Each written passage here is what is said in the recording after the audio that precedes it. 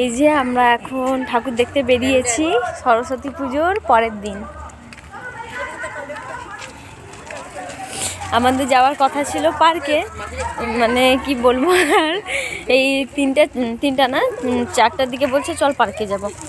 তো পার্কে আর যাওয়া হয়নি। রেডি হতে হতে তো 5টা বাজবেই, আর কাজ ছিল বাড়ির, সেগুলো তো করতে হবে। হুট করে তো আর বেরিয়ে যাওয়া যায় না।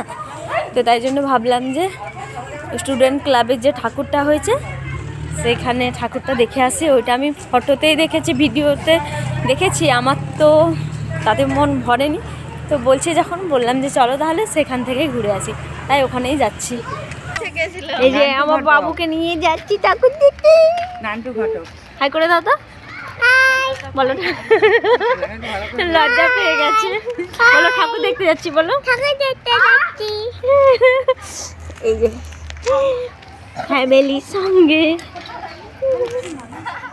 সরস্বতী পুজোটা যে কীভাবে কেটে গেল কাজের মধ্যে দিয়ে বুঝতেই পারলাম না। তাই নিজের জন্য তো একটু সময়ও বের করতে পারলাম না যে ভিডিও বানানোর জন্য। তার পরের দিন 2 দিন সরস্বতী পুজো থেকেও আমি টাইম বের করতে পারিনি। 3 দিনের দিন আমি গেছি ঠাকুর দেখতে। কি মজা, কি দিয়েছে। ওকে দাঁড় করে দেন না,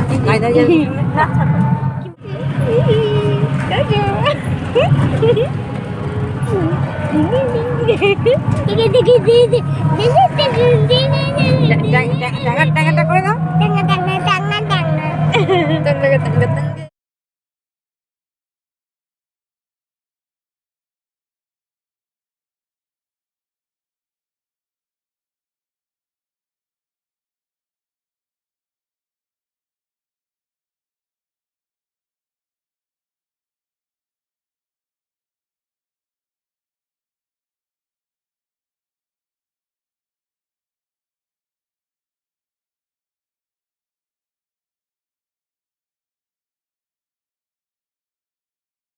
পার্কে যাব বলে তো আর পার্কে যাওয়া হলো না। দিয়ে এই যে পাটনা বাজার গিয়েছিলাম মায়ের দর্শন করতে। অপূর্ব লেগেছে, সত্যি বলছি, এত সুন্দর লেগেছে যে মন প্রাণ জুড়িয়ে গেছে।